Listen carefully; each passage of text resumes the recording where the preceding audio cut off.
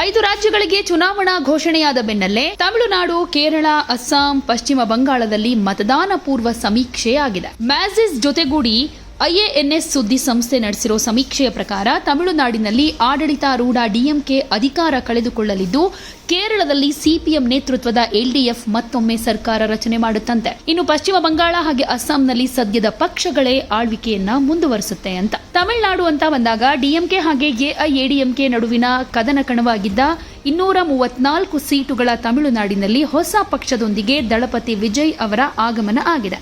ಇದರಿಂದ ಮತ ವಿಭಜನೆ ಆಗೋ ಸಂಭವ ಕೂಡ ಇದೆ. ಪರಿಣಾಮ ಬಿಜೆಪಿ ಬೆಂಬಲಿತ ಅಣ್ಣಾ ಡಿಎಂಕೆ 39ರಿಂದ 40ರಷ್ಟು ಮತ ಪಡೆದುಕೊಂಡು 114ರಿಂದ 127 ಸೀಟ್ಗಳನ್ನು ಬುಟ್ಟಿಗೆ ಹಾಕಿಕೊಳ್ಳುತ್ತೆ. ಇನ್ನು ಆಡಳಿತಾರೂಢ ಡಿಎಂಕೆ 37ರಿಂದ 38ರಷ್ಟು ಮತಗಳೊಂದಿಗೆ 104ರಿಂದ 114 ಸ್ಥಾನ, ವಿಜಯ್ ಅವರ ಟಿವಿಕೆ 14ರಿಂದ 15ರಷ್ಟು ಮತಗಳನ್ನು ಸೆಳೆದು 6ರಿಂದ 12 ಸೀಟ್ ಗೆಲ್ಲುತ್ತೆ ಅಂತ ಸಮೀಕ್ಷೆ ಹೇಳಿದೆ. ಇನ್ನು ಕೇರಳ ಅಂತ ಬಂದಾಗ ರಾಜ್ಯದಲ್ಲಿ ಆಡಳಿತಾರೂಢ ಎಲ್ಡಿಎಫ್ ಹಾಗೆ ಕಾಂಗ್ರೆಸ್ ನೇತೃತ್ವದ ಯುಡಿಎಫ್ ನಡುವೆ ತೀವ್ರ ಹಣಾಹಣಿ ಏರ್ಪಡೋ ಸಾಧ್ಯತೆ ಇದೆ. ಎಲ್ಡಿಎಫ್ 42ರಿಂದ 43ರಷ್ಟು ಮತ ಪಡೆದು 61ರಿಂದ 71 ಸೀಟ್ ಪಡೆದುಕೊಳ್ಳುತ್ತೆ. ಯುಡಿಎಫ್ 41ರಿಂದ 42ರಷ್ಟು ಮತಗಳನ್ನು ಸೆಳೆದು 58ರಿಂದ 59 ಸೀಟ್ಗಳನ್ನು ತನ್ನದಾಗಿಸಿಕೊಳ್ಳಬಹುದು. ಬಿಜೆಪಿ ನೇತೃತ್ವದ ಎನ್ಡಿಎ ಕೂಟ 12ರಿಂದ 13ರಷ್ಟು ಮತದೊಂದಿಗೆ 2 ಸೀಟ್ಗಳಿಗೆ ಸೀಮಿತ ಅಂತ ಸಮೀಕ್ಷೆ ಹೇಳಿದೆ. ಇನ್ನು ಪಶ್ಚಿಮ ಬಂಗಾಳ ರಾಜ್ಯದಲ್ಲಿ ಸಿಎಂ ಮಮತಾ ಬ್ಯಾನರ್ಜಿ ಹಾಗೆ ಬಿಜೆಪಿ ವಿರುದ್ಧ ನೇರಾನೇರ ಯುದ್ಧ ನಡೆಯುತ್ತೆ.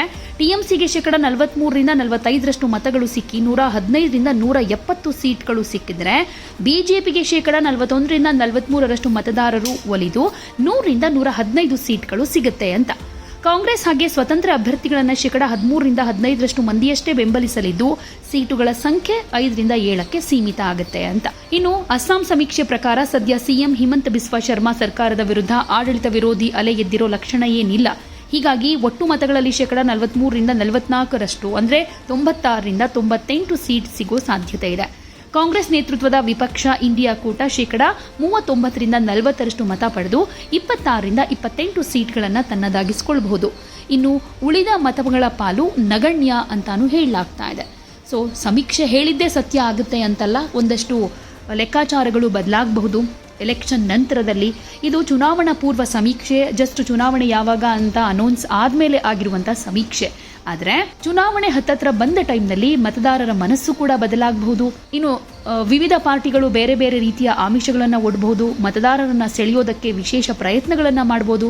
ಅದೆಲ್ಲದರ ಫಲವಾಗಿ ಒಂದಷ್ಟು ಲೆಕ್ಕಾಚಾರದ ನಂತರ ರಿಸಲ್ಟ್ ಮೇಲೆ ಅದು ಎಫೆಕ್ಟ್ ಮಾಡಬಹುದು. ಸೊ ಕಾದು ನೋಡೋಣ. ಮೇ 4ಕ್ಕೆ ರಿಸಲ್ಟ್ ಇರೋದು. ಸೊ ಪಂಚರಾಜ್ಯಗಳ ರಿಸಲ್ಟ್ ಏನಾಗುತ್ತೆ ಅಂತ ಕಾದು ನೋಡೋಣ. ಈ ಪಂಚರಾಜ್ಯ ಎಲೆಕ್ಷನ್ ಬಗ್ಗೆ ಕಂಪ್ಲೀಟ್ ಮಾಹಿತಿಯನ್ನ ನಿಮ್ಮ ಒನ್ ಇಂಡಿಯಾ ಕನ್ನಡ ಕೊಡ್ತಾನೆ ಇರುತ್ತೆ.